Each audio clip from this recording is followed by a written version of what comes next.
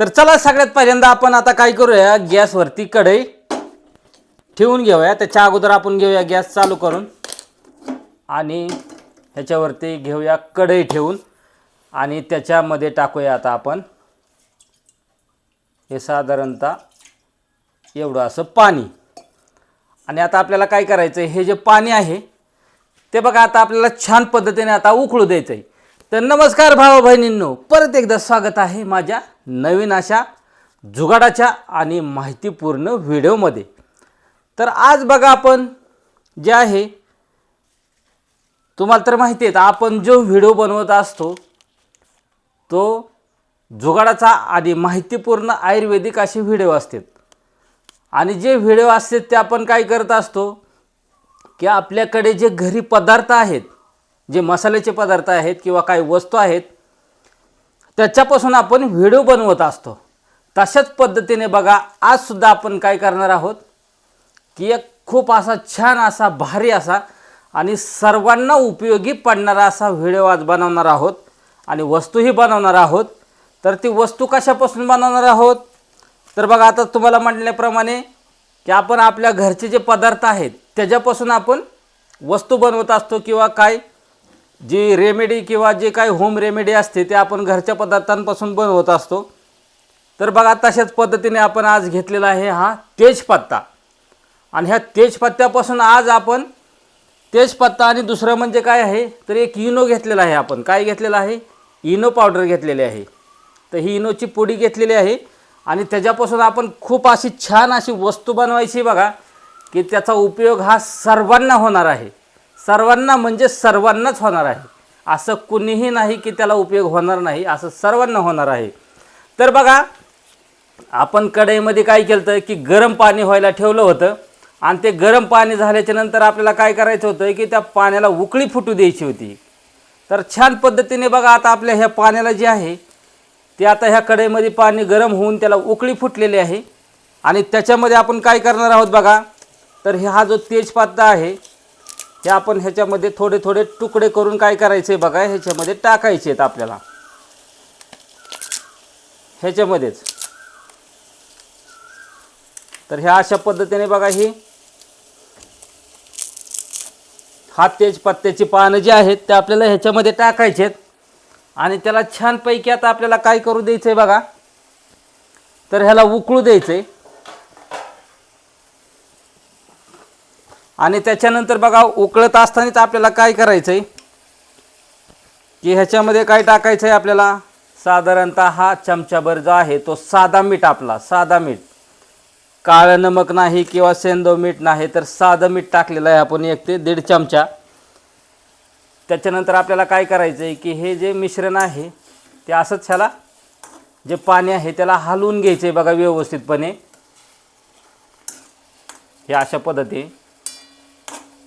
आणि आता ह्याला छान पद्धतीने बघा हा जो तेजपत्ता आहे तो उकळू द्यायचा आहे आपल्याला, जेणेकरून त्याचे जे गुणधर्म किंवा सत्व जे आहेत ज्या तेजपत्त्याचे ते सर्व ह्याच्यामध्ये उतरले पाहिजेत। अशा पद्धतीने आपल्याला हे छान पद्धतीने बघा आता हे शिजू द्यायचं आहे। थोडक्यात हा जो तेजपत्ता आहे तो शिजू द्यायचा आहे आपल्याला।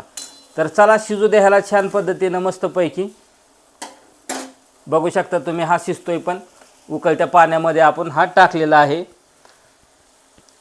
तर आता बऱ्याच पद्धतीमध्ये उकळत असताना आता काय करायचं आपल्याला की आता हा उकळतोय ना तर थंड आचेवरती आपल्याला उकळायचं आहे। म्हणजे आता जी गॅसची आपली जी फ्लेम आहे ते तुम्ही बघू शकता की आपल्याला काय करायची एकदम छोटी ठेवायची, जेणेकरून व्यवस्थितपणे आपण कुठलीही वस्तू ज्यावेळी शिजवत असतो त्या टायमिंगला आपला जो गॅस असतो तो आपण छोटा करत असतो, म्हणजे लहान करतो, त्याची गॅसची फ्लेम लहान करायची आपल्याला।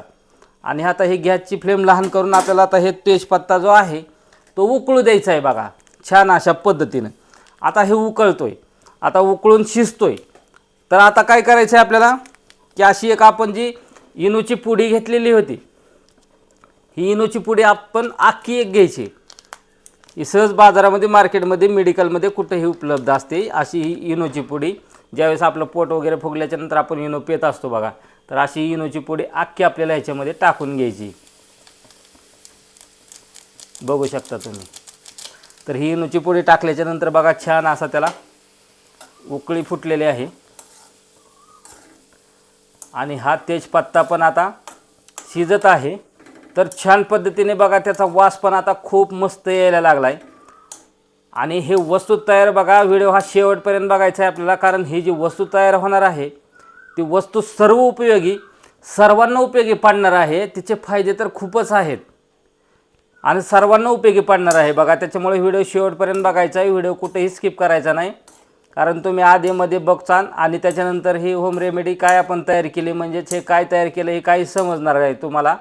त्याच्यामुळे आपल्याला काय करायचं आहे की हा जो व्हिडिओ आहे तो शेवटपर्यंत बघायचा आहे आणि हे छान पद्धतीने बघा आपलं जे आहे मिश्रण ते छान पद्धतीने आता काय होतं आहे आपलं शिजतंय बघा।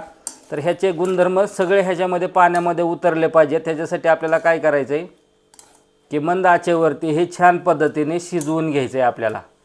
तर हे छान पद्धतीने शिजतंय बघा आणि त्याच्यानंतर थोडासा आता आपल्याला काय करायचं आहे, गॅस थोडा फुल करायचा आहे, जेणेकरून ही जे आहे आता मिश्रण तयार केलं हे आता छान पद्धतीने झालं आहे बघा एकत्र आणि त्याचे जे गुणधर्म आहेत ते पाण्यामध्ये उतरलेले आहेत।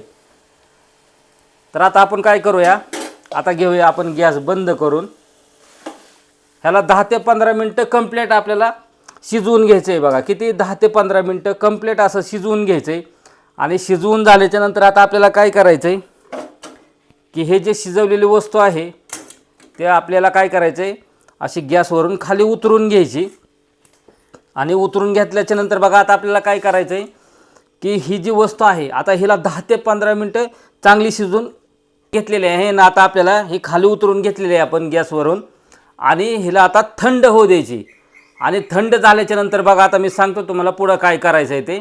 तर आता होऊ द्या हिला थंड, आता गरम आहे सध्या, त्याला एकदम थंड होऊ द्यायची। तर बघू शकता भाऊ बहिणींनो आपलं जे मिश्रण होतं म्हणजेच पाणी, त्याच्यामध्ये टाकलेलं तेजपत्ता आणि त्याच्यामध्ये टाकलेले आपण 1 इनोची पुडी, असं जे मिश्रण आहे ते थंड झालेलं आहे बघा। कारण कढई मी आता हातामध्ये घेतलेली आहे आणि पाणी पण बघू शकता भाजत नाही। आता हे थंड झालेलं आहे, पूर्ण थंड झाल्याशिवाय आपल्याला काय करायचं नाही, याचं पूर्णच थंड होऊ द्यायचे एकदम गार।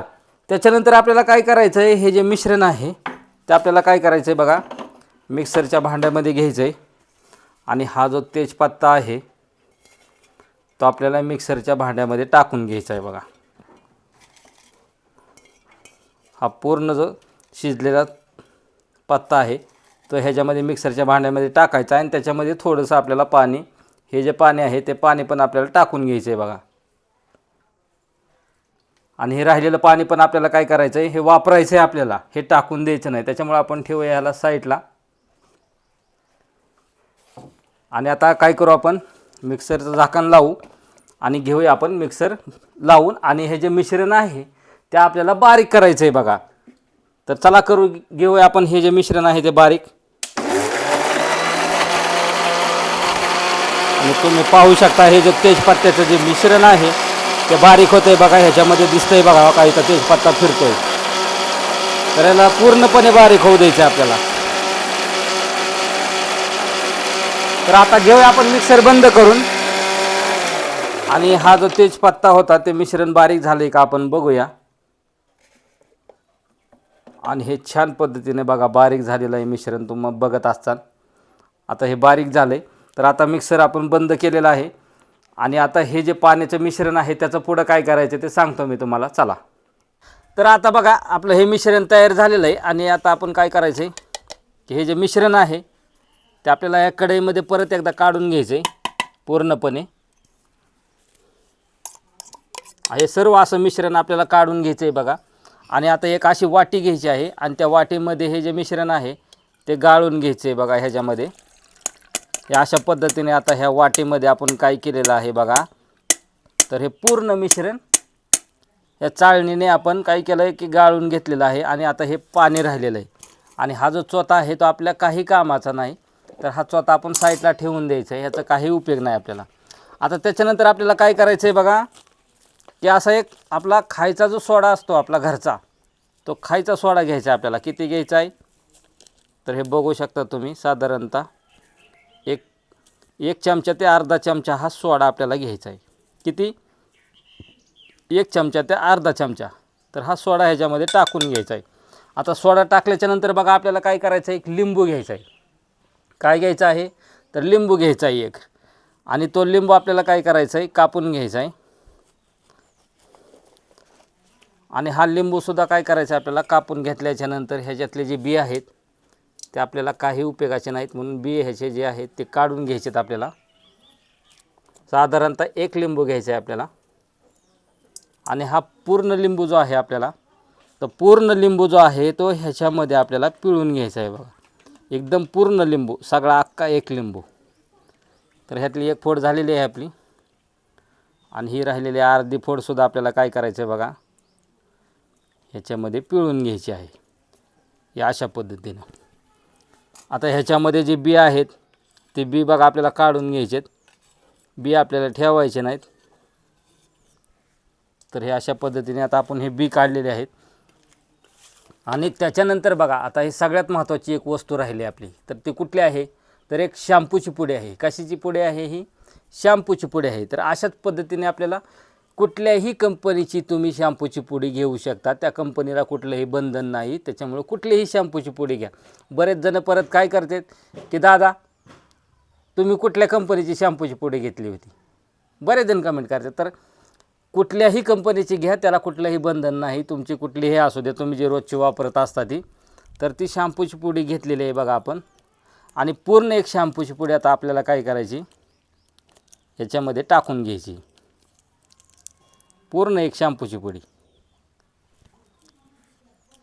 आणि आता आपल्याला काय करायचं आहे बघा, हा जो शॅम्पू टाकलेला आहे त्याच्यानंतर हे जे मिश्रण आहे त्या मिश्रणामध्ये आपल्याला काय करायचं आहे, हा जो शॅम्पू आहे तो पूर्णपणे असा मिसळला गेला पाहिजे.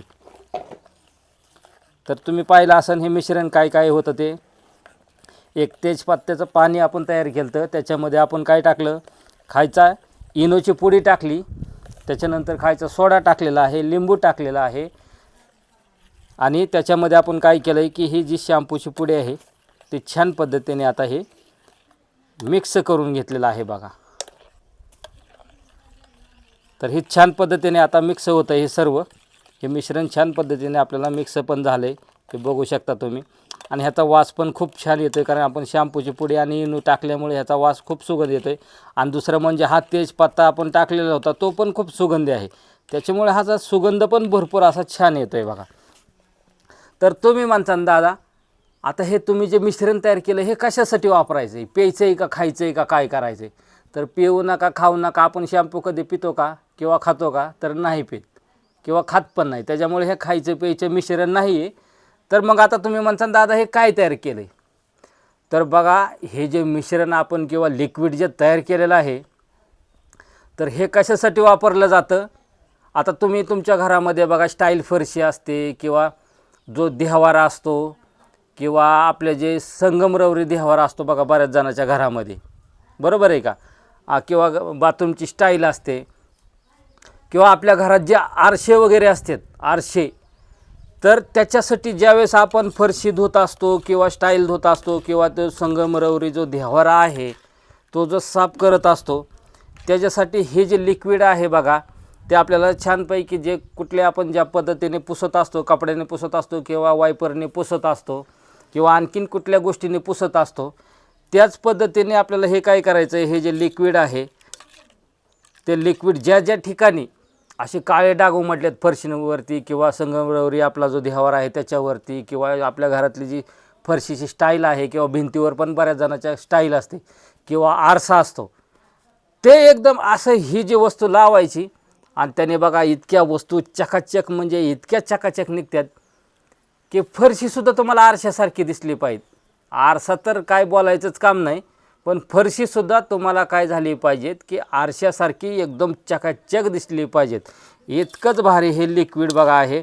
आणि ह्याचा सुगंध तर ज्यावेळेस आता बघा आपण फरशी वगैरे पुसत असतो घरातली किंवा भिंती पुसत असतो ज्या स्टाईलच्या असतात त्या, तर त्यावेळेस बघा आपण पाणी घेत असतो, साध्या पाण्याने धुत असतो, त्याच्यामध्ये काहीतरी एखादं लिक्विड टाकत असतो जेणेकरून लायझॉल वगैरे की जेणेकरून त्याचा सुगंध आला पाहिजे ह्याच्यासाठी.